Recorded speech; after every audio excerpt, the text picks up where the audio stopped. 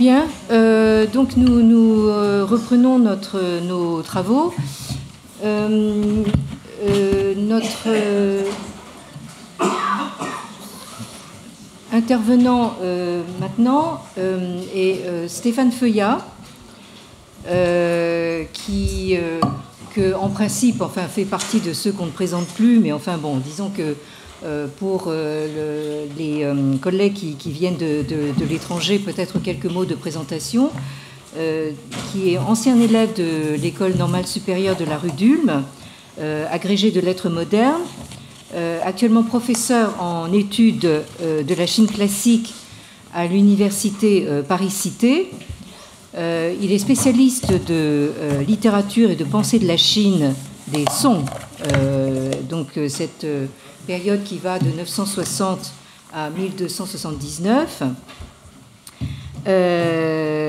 Il a publié de très nombreux articles, édité en collaboration des volumes sur le pouvoir, le jugement, la notion d'individu, plus récemment avec notre collègue de l'INALCO, Frédéric Wang, un numéro de la revue Diogène sur l'amitié dans les cultures de l'Asie de l'Est. Et nous avons eu le plaisir ensemble de publier les actes d'un colloque tenu ici au Collège de France sur le traité des rites, qui est paru aux éditions Hémisphère et que vous pouvez maintenant également consulter en accès libre en version numérique.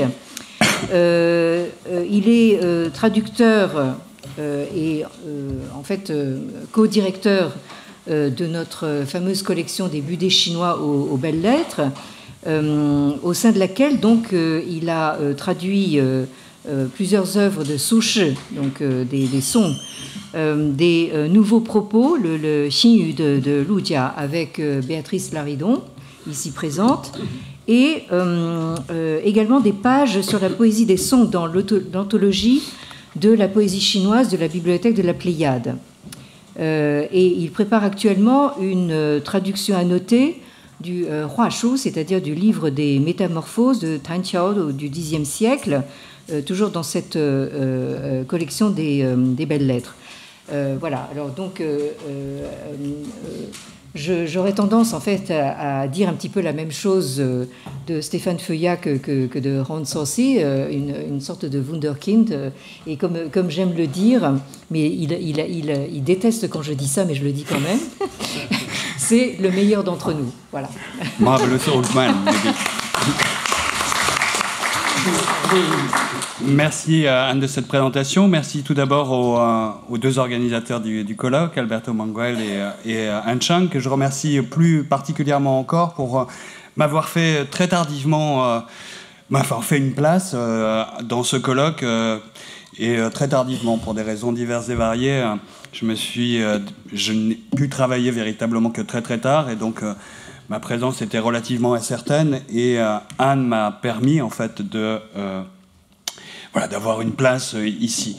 Alors, moi je suis sinologue, hein, donc généralement quand on parle de la Chine et qu'on ne lit pas le chinois, nécessairement j'ai une sorte d'agacement, comme un chien qui s'ébroue d'agacement devant ce que l'on peut dire de la Chine ancienne, sans connaître véritablement la Chine.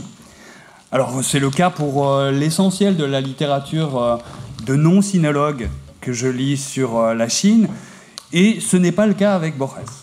Donc je tiens à le dire quand même, pour deux raisons. D'abord pour la beauté des textes, le mystère de ces différents textes, et puis aussi pour une autre raison, c'est qu'il est clairement évident en fait dans les textes de Borges qui parlent de la Chine que ces références chinoises, avec tous les guillemets qu'il faut, eh bien, il en fait à peu près ce qu'il veut et n'importe quoi.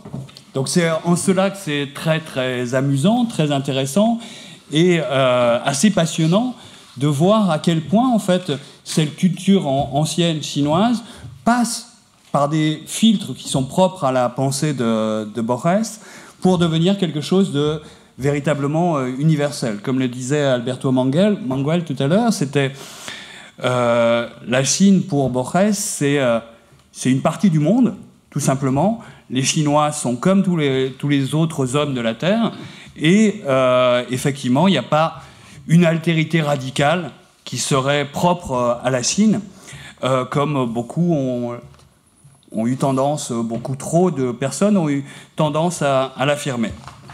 Alors donc mon titre est légèrement différent de ce qui est annoncé dans le programme. Donc il s'agit en fait, je vais essayer de parler en fait d'une esthétique de la disparition et puis de l'incertain que je voudrais traiter à partir de 3 références. Alors je vais essayer de... Alors ces 3 références sont des références très connues, très classiques, sauf peut-être moins pour la dernière. Bon, donc la première, c'est sur le rêve de Zhuangzi. Hein. Alors, justement, en fait, s'agit-il du rêve de Zhuangzi ou du rêve du papillon, hein? Parce que dans certains textes de Borges, la référence est faite au rêve de Zhuangzi, et dans d'autres textes, au rêve du papillon. Donc il y a une zone indiscernable là dans ce texte, donc qui renvoie à la célèbre anecdote, donc qui en 4 caractères chinois se dit tout simplement Zhuangzi Mengdi. Donc on trouve dans de très très nombreuses références, et qui vient en fait du livre de la fin du chapitre 2 du livre qui porte le nom des écrits de Maître Zhuang. Le deuxième type de texte et de référence que j'aimerais étudier, c'est le classique des transformations, le livre des transformations, le I Ching, ou très souvent nommé chez Borges, le livre des échanges. Alors là aussi, je le dis dès maintenant parce que je ne sais pas si j'aurai le temps de le dire après. Je suis très bavard. Et en traduisant par le livre des échanges, il y a une chose qui est immédiatement gommée, c'est l'idée de transformation. Donc ce qui intéresse, on va le voir, ce qui intéresse Borges dans ce livre-là, c'est pas du tout la transformation des choses, qui est peut-être l'idée maîtresse de toute la pensée chinoise. Donc il évacue véritablement cet aspect-là, me semble-t-il, pour mettre en avant d'autres aspects, en particulier la relation entre le fatal et le contingent, qui est peut-être plus intéressante pour lui. Enfin, le dernier texte que je voudrais étudier, c'est un texte d'un auteur chinois, donc du 9e siècle, enfin fin du 8e, 9e siècle après Jésus-Christ, un auteur de la dynastie des Tang, Han Yu, très célèbre pour avoir tenté de renouveler la prose de style ancien, et qui est à la fois comme un poète, un très très grand prosateur. Il fait partie des 8 grands prosateurs de la dynastie des Tang et des Song, mais aussi bien entendu un homme politique et un fonctionnaire très conséquent, et qui a écrit un texte qui s'appelle Huolingji, donc explication sur la capture des licornes, littéralement. C'est plutôt explication sur la capture des licornes, et le texte est présenté en fait comme sous le titre explication sur l'apparition de la licorne. Donc ce sont ces 3 jeux de textes que je voudrais regarder d'un peu près. Alors pour le rêve du papillon, là c'est juste en fait une sorte de catalogue des différents textes où ce rêve du papillon est mentionné.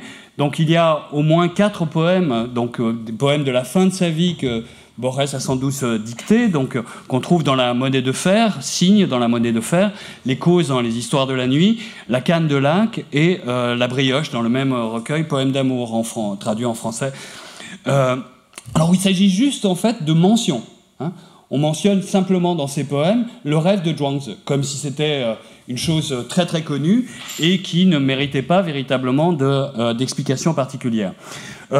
Ensuite, on trouve des mentions dans des anthologies composées par Borges, Silvina Ocampo et Bioy Casares, et on le trouve donc dans les Cuentos breves y extraordinarios, dans lesquels il est mentionné que Borges utilise en fait la traduction de Giles, diplomate et professeur de chinois à la Cambridge University. Et enfin, le texte sans doute le plus connu et peut-être le plus conséquent dans lequel Borges utilise le Zhuangzi, c'est la nouvelle réfutation du temps qu'on trouve dans le volume Enquête, dans la deuxième partie de la nouvelle réfutation du temps, où là, en fait, on a un développement un peu plus continu. Alors, je vous donne quand même le texte du chinois, puis la traduction de Jean Lévy, donc que je lis très rapidement. Un jour, donc... ce qui est sans doute la traduction de Jean Lévy est à ce jour sans doute la meilleure traduction au français des œuvres de Zhuangzhou ou de Zhuangzi. Un jour, Zhuangzhou rêva qu'il était un papillon froufroutant qui, tout à sa joie, donnait libre cours à ses désirs. Alors là, il y a évidemment une coquille, sans savoir qu'il était Zhuangzhou. Puis brusquement, il s'éveilla, retrouvant la lourdeur de son corps. Ça, c'est un ajout, c'est de Jean Lévy, ça ne se trouve pas dans le texte. Il se demanda s'il était Zhuangzhou qui avait rêvé qu'il était un papillon, ou un papillon qui se rêvait Zhuangzhou. Fin du texte.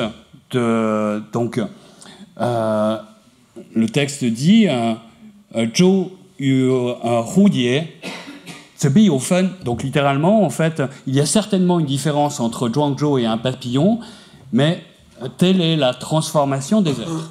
Donc on voit bien en fait que dans le texte originel de Zhuangzhou, en fait, il est question en fait de la notion de transformation. Alors il y a de multiples lectures de ce texte, mais une des lectures que l'on peut faire, c'est essayer de donner en fait une forme de teneur, de réalité ou de chair à ce texte. Et on peut considérer en fait que ce texte est issu d'une expérience que Zhuangzi a pu faire, que nous faisons tous, mais qui est une expérience très très fugace.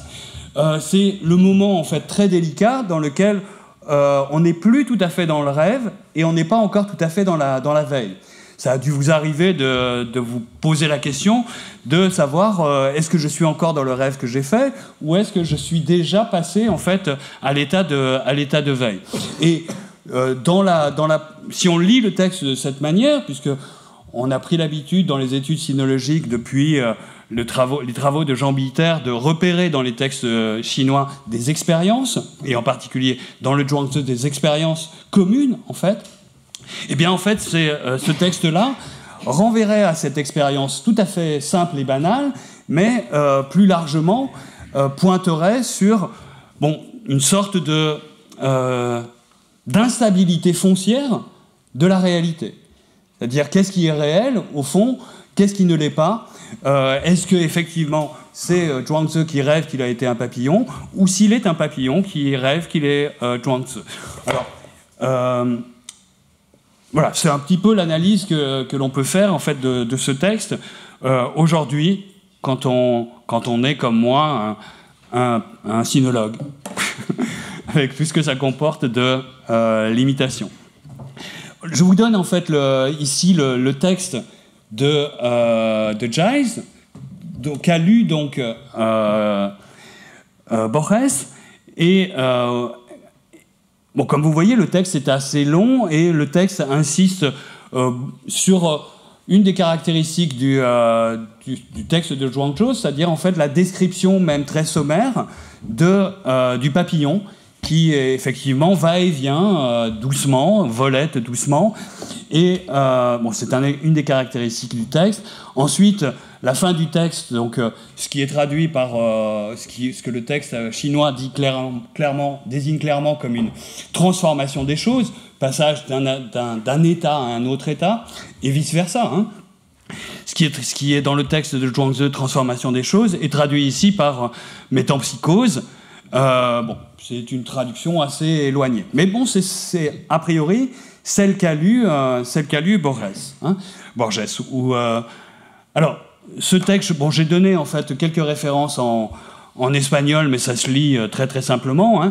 Toutes ces références en fait sont très courtes. Donc, ce que fait Borges, c'est de réduire à l'os l'anecdote de Zhuangzi. L'anecdote de Zhuangzi est déjà très courte, mais elle est encore réduite au maximum. La conclusion du texte de Zhuangzi est absente dans les textes de Borges, et ce qu'il retient en fait du texte, c'est simplement l'idée que Zhuangzi rêva qu'il était un mariposa, donc un papillon, et qu'il ne savait pas au réveil s'il était un homme qui avait rêvé qu'il était un papillon, ou si c'était un papillon qui, ahora, donc à ce moment-là, au réveil, maintenant, rêvait qu'il était un homme. Donc il retient que cet aspect-là. Hein. Il retient que cet aspect-là, et tout le reste est, d'une certaine façon, gommé. Donc ce qui l'intéresse véritablement, c'est, puisque le texte va être repris et intégré, en fait, dans les nouvelles enquêtes, ou les enquêtes en français, sur le thème de la réfutation du temps, ce qui l'intéresse véritablement, c'est d'abord, à partir de ce texte, montrer qu'il n'y a pas d'individu. C'est-à-dire que ce que l'on appelle individu peut tout aussi bien, en fait, devenir un papillon, et vice-versa. Donc l'idée, en fait, que le moi, en tant que tel, n'existe pas, et qu'on ne peut pas faire fond sur le moi. Et que, d'autre part, il y a véritablement une impossibilité ou une indécidabilité à dire si c'est le papillon, si c'est Zhuangzi qui devient papillon, et qui ensuite, papillon qui lui-même deviendrait Zhuangzi, il y a une impossibilité à dire cette succession. En fait, il y a deux moments différents, et ces deux moments sont parfaitement hétérogènes, d'une certaine façon. Donc, il n'y a pas de succession temporelle, en fait, dans le cadre de la lecture de Borges, et c'est à ce titre qu'il peut intégrer, en fait, cette anecdote comme un élément argumentatif pour réfuter, en fait, l'existence du temps. S'il n'y a pas de continuité, il n'y a pas de temps. Hein. Et l'utilisation que fait Borges de ce texte, c'est de montrer précisément qu'on ne passe pas de l'un à l'autre, mais qu'il y a deux moments différents, et ces deux moments sont d'une certaine façon hétérogènes l'un à l'autre, hein, assez hétérogènes l'un à l'autre, et qu'il n'y a pas donc transformation de l'un en l'autre, mais deux moments qui en eux-mêmes ont leur propre validité. Bon, ça c'est le point qu'il développe surtout, et je voudrais au moins, pour terminer sur ce point, en citant en fait un poème. Donc j'ai dit qu'il y avait au début des textes qui étaient des textes poétiques, dans lesquels en fait le rêve du Zhuangzi intervient. Alors là, je le cite dans une traduction française qui, me semble-t-il, est assez belle et assez fidèle, aussi belle en tout cas que le texte espagnol, me semble-t-il. Donc c'est en 1915, donc comme le dit la courte préface que joint Borges à son texte, vers 1915 à Genève, je vis sur la terrasse d'un musée une haute cloche avec des caractères chinois. En 1916, j'écris ces lignes. Hein. Donc plus de 60 ans après, un poème va être écrit sur une inscription qui a été vue. Alors c'est le même moment, hein, dans l'esprit de Borges, ce qu'il a vu en 1915 et ce qu'il revoit en écrivant un poème 60 ans après, c'est exactement le même moment. Hein. Il n'y a pas de succession, il n'y a pas de passé véritablement, c'est simplement quelque chose qui ressurgit, et qui ressurgit comme un moment plein et entier, total dans quelque sorte. Et alors, ce texte-là, c'est le dialogue, le discours plutôt, de l'inscription elle-même.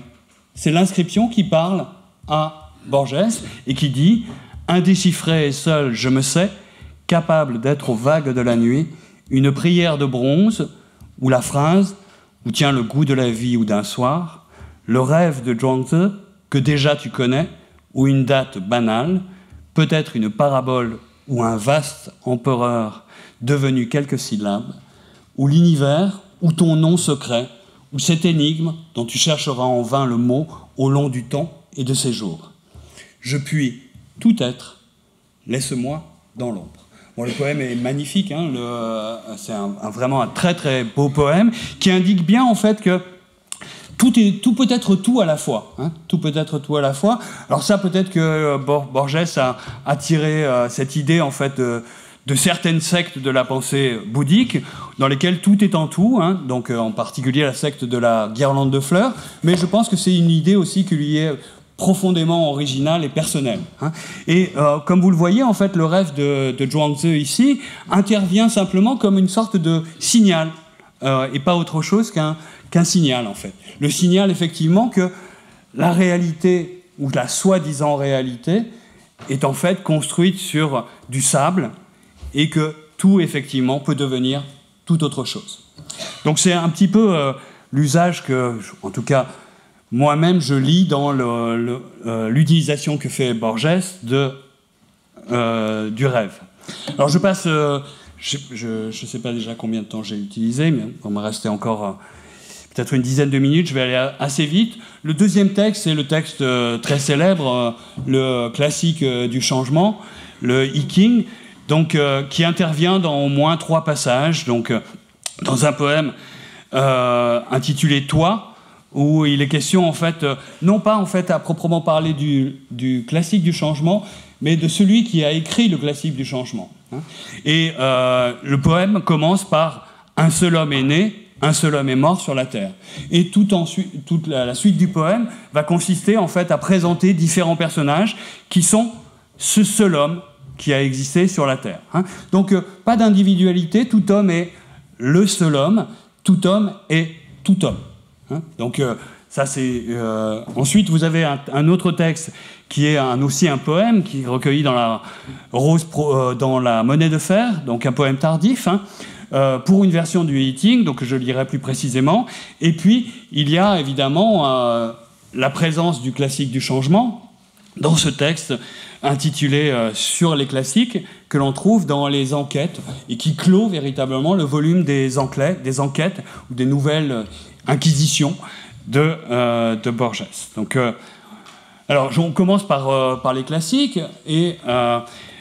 parce qu'en fait, ce texte va servir en fait d'illustration de la thèse de Borges sur le classique. Et donc il dit est classique le livre qu'une nation ou un groupe de nations, où les siècles ont décidé de lire comme si tout dans ces pages était délibéré, fatal, profond comme le cosmos et susceptible d'interprétation sans fin. Donc le classique, c'est un texte ouvert, enfin, c'est l'œuvre ouverte, d'une certaine façon, de Eco. C'est un texte qui est ouvert à toutes les interprétations possibles et valables, ou qui est une matrice, en fait, à l'interprétation. Il enfonce le clou à la fin du texte. N'est pas classique, je le répète, un livre qui possède tel ou tel mérite. C'est un livre que les générations humaines, pressées par des raisons différentes, lisent avec une ferveur préalable et une mystérieuse loyauté. Alors, moi, j'aime particulièrement l'usage des adjectifs chez Borges. Je reviendrai peut-être un peu là-dessus. Il y a quelque chose de toujours fascinant, en fait, dans la manière dont il utilise des adjectifs à la fois très simples et en même temps chargés de signification et de profondeur. Alors, le livre des transformations, en fait, n'est pas, en fait, pour Borges, un livre qui s'attache à décrire, d'une manière ou d'une autre, les processus de la transformation naturelle ou de la transformation morale ou sociale. C'est essentiellement un livre des transformations de l'interprétation. Donc c'est tout à fait autre chose. Ce qu'il voit dans ce livre, c'est en fait la manière dont il est ouvert à toutes les transformations. Et il mentionne en fait dans le texte qui est dans le texte donc sur les classiques, la mention de la création des hexagrammes par un empereur préhistorique, qui les découvre sur une carapace de tortue sacrée, puis la manière dont Leibniz a voulu voir dans cet ouvrage en fait un système de numération binaire, donc le 0 et le 1, puis l'interprétation de Richard Willem, donc traducteur du I Ching, pour qui il s'agit d'un instrument de divination, mais rajoute Borges, c'est aussi peut-être le vocabulaire de quelques tribus. Aujourd'hui, d'ailleurs, dans les études chinoises, on s'intéresse particulièrement à ça et on essaie de raccorder en fait les strates les plus anciennes de ce livre à des groupes de tribus très particuliers, à la jonction entre la dynastie des Shang et la dynastie des Zhou, c'est-à-dire aux alentours de 1000 avant Jésus-Christ. Et il mentionne aussi, et ça c'est donc d'autres s'en servent que pour le calendrier, et il mentionne aussi en fait son ami Sul Solar qui lui traçait les hexagrammes avec des cure-dents ou des allumettes. Et c'est aussi une interprétation du texte pour Borges.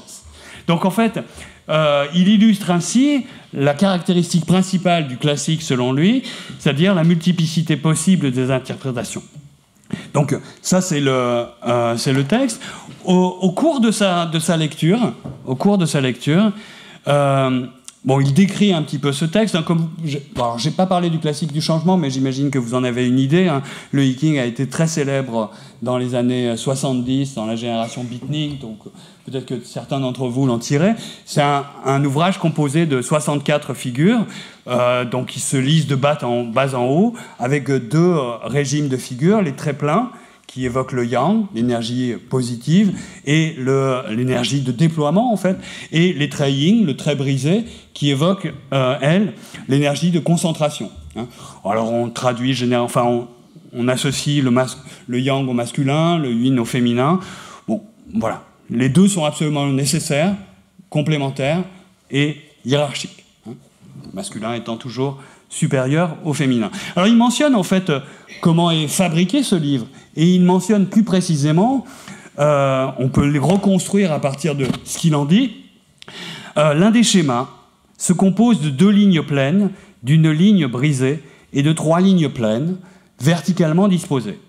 Alors si on suit ce schéma, on peut reconstruire dans le classique du changement les 3 premiers traits en bas correspondent à l'hexagramme Tué, donc qui est l'hexagramme du lac, du contentement, de la joie, et ils sont surmontés par le trigramme du ciel, Tien, qui évoque le ciel, effectivement, l'initiative, enfin les forces d'initiative dans la nature. Donc ça va donner donc, cet hexagramme qui est l'hexagramme de la marche. Alors je me suis longtemps demandé pourquoi précisément c'était cet hexagramme qui est cité. Il y en a 64, il aurait pu choisir n'importe lequel. Sauf que la formule oraculaire de cet hexagramme, telle que l'a traduit Richard Wilhelm, c'est marcher, avancer, fouler, et marcher sur la queue d'un tigre. Et la fin de la formule, donc marcher sur la queue d'un tigre, ce tigre donc ne mord pas l'homme. Si ce tigre ne mord pas l'homme, il y aura succès. Et en fait, je le lis en fait comme l'amour profond que Borges a pour les tigres depuis sa putain d'enfance, dans sa visite à la ménagerie de Buenos Aires. Et puis, il y a de très très nombreux textes où le tigre est évoqué. Bon, alors c'est plus généralement le tigre du Bengale, hein, chez Borges, plus que le tigre chinois, même si on le trouve aussi. Et puis, c'est sa lecture de Kipling. Et puis, il y a un poème très très beau dans lequel Borges dit qu'au fond, une de ses amies interprétait la symbole du tigre comme l'amour. Hein. Le tigre est amour. Hein.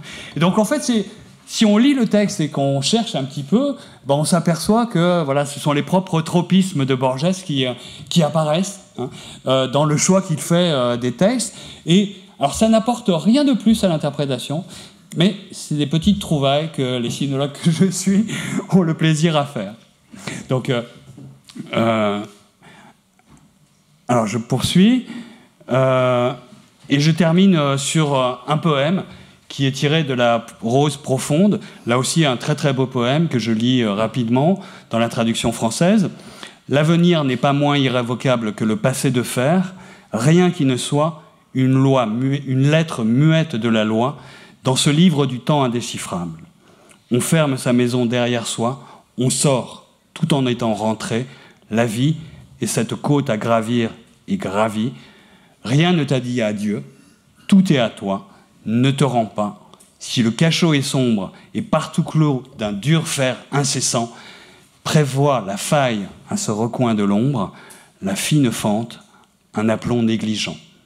Ton chemin est fatal, la flèche sûre, mais Dieu est là, qui guette aux fissures. » Le texte est à la fois très mystérieux, très très beau, je trouve, dans la traduction, comme dans le texte original, et il évoque à la fois l'idée que le futur est aussi déterminé que le passé, en fait. Hein. Et le futur...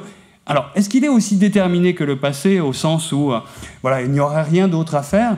En fait, on pourrait dire que le futur est tout aussi indéterminé que le passé, ou que le passé est tout aussi indéterminé que le futur. Et il y a toujours, en fait, un espace par lequel on peut s'échapper, un espace qui est, en fait, au fond, un chemin de vie personnel, par lequel on peut passer, cette fente fine, ce recoin de l'ombre.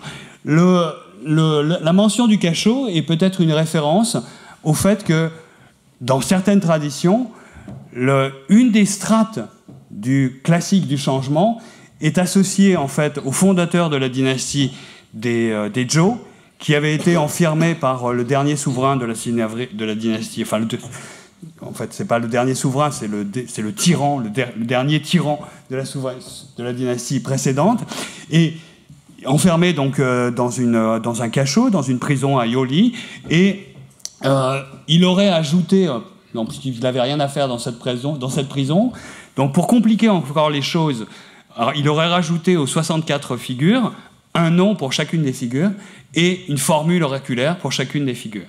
Donc c'est peut-être une mention de ça, mais en même temps le texte est ouvert à toute autre interprétation. Donc alors je vais essayer d'aller un peu plus vite avec le dernier texte, c'est l'unicorne chinois. Donc il y a au moins 2 occurrences, me semble-t-il, peut-être y en a-t-il plus, mais de ce texte de Rinhu sur la capture ou l'explication sur la capture des licornes ou des unicornes dans le livre des êtres imaginaires. Dans le livre des êtres imaginaires, il y a à peu près 19 textes qui font référence de près ou de loin à des animaux chinois. Bon, il y a bien sûr le tigre, mais il y a le renard chinois, il y a l'oiseau prang du Zhuangzi, mais il y a aussi en fait le trautier, le glouton qu'on trouve sur les bronzes de la dynastie des Shang, et il y a cet unicorne chinois qui vient juste après un texte sur la licorne. Et puis il y a un autre texte qui est aussi un texte très célèbre où le texte de Rinhu est mobilisé pour en faire un précurseur de Kafka. Alors on va le voir, c'est tout à fait étonnant et original.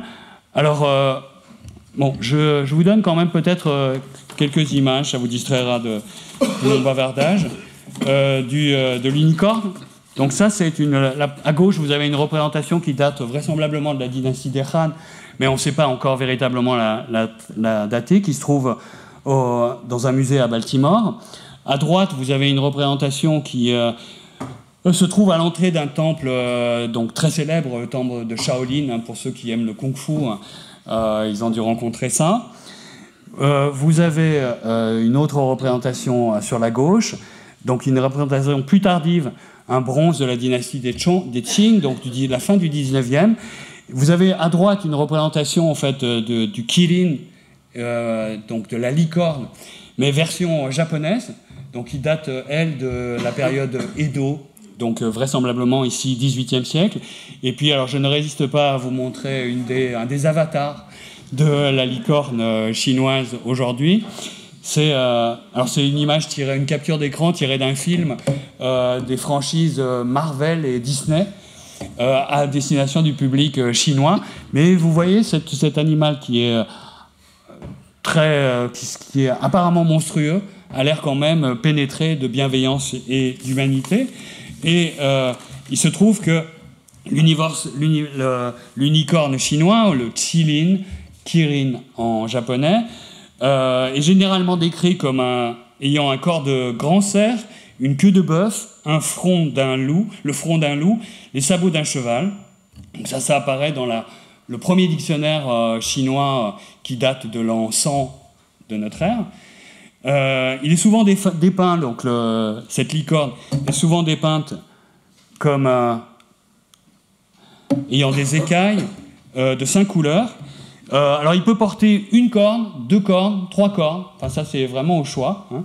Et ce sont ou simplement des bois de cerf, hein.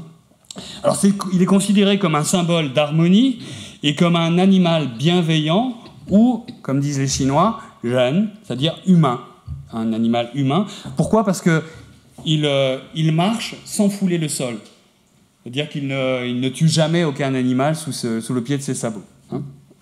Alors c'est un des 4 animaux sacrés de la Chine ancienne. Bon, je passe rapidement là-dessus. Et on le trouve dans la légende ou dans les légendes qui ont rapport avec Confucius. puisqu'il serait apparu en rêve à la mère de Confucius et aurait remis à la mère de Confucius un livre de jade, et par ailleurs, donc, les Annales du pays de Lou, donc, l'ouvrage qui est attribué à Confucius, se termine en fait par le meurtre d'une licorne qui n'est pas reconnue comme telle et qui marque ce meurtre-là par un chasseur ou un conducteur de char, on ne sait pas trop, marque à la fois la fin, enfin c'est ce que pressent dans ce meurtre-là Confucius, il pressent sa propre fin et en même temps la fin du duc qui règne à ce moment-là, le duc Hai de Lou.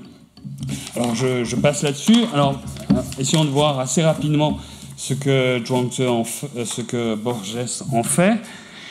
Donc je passe. Alors il cite un texte, le texte qu'il a trouvé dans le Guwen chinois de Margoulies, c'est sa source. Et ce texte-là est un texte assez intéressant, puisqu'en fait le texte de Rinhu dit, voilà, les licornes ont une vertu surnaturelle, tout le monde sait ça. Mais au fond, le problème c'est que la licorne, elle ressemble à aucun animal connu. Donc un porc, on sait ce que c'est, un bœuf, on sait ce que c'est, un loup, on sait ce que c'est, mais la licorne, on ne sait pas du tout ce que c'est. Si bien que si on la rencontrait, il est fort probable qu'on ne la reconnaisse pas. Donc c'est un symbole de vertu, c'est un symbole d'une période vertueuse dans l'histoire, mais il est tout à fait possible que l'on passe à côté de cette licorne. Donc c'est quelque chose qui existe, mais c'est quelque chose qui est irreconnaissable. Donc c'est ça qui, je pense, touche particulièrement Borges dans ce texte. Et le texte traduit par Margoulies, et le texte en chinois est très court, vous voyez.